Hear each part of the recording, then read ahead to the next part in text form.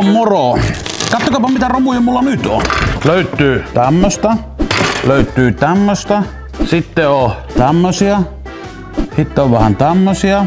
Ja vielä on sitten tämmösiä punaisia ja vihreitä tikkuja ja pari rikkinäistä vavanpätkää.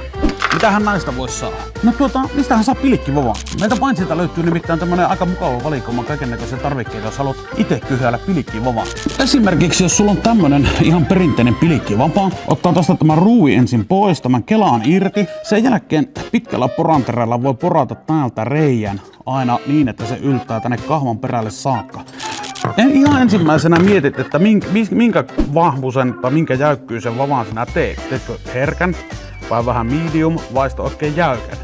Paljonko on täältä päästä ja paljonko täältä päästä on sun vapaa paksu? Kannattaa vaikka tussilla piirtää tähän se viiva, että mistä kohti se alkaa ja mistä täältä menee poikki. Sen jälkeen katot tästä paksuuden ja sillä paksuudella poraat tosta reijän tänne kahvaan asti. Työnnät tämän tikun paikalleen, epoksilla kiinni. Lopuksi tämä kärkirengas siihen kohti, mihin haluaa, niin liimalla kiinni. Sen voi myös semmoisella langalla sittottua, jos haluaa. Ja näin sulle tulee sitten hyvä erilainen pilkkivapa, semmonen just niin kuin haluat.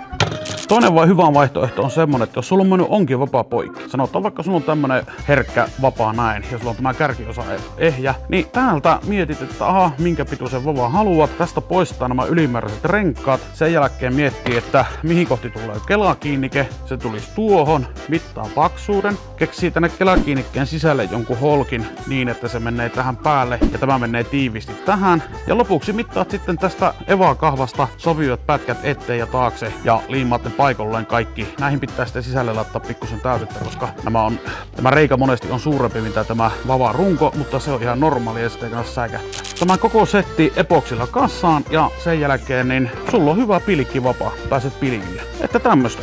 Hyviä tavaroita täällä Paintsilla. Ei muuta kuin shoppailemaan. Se on moro.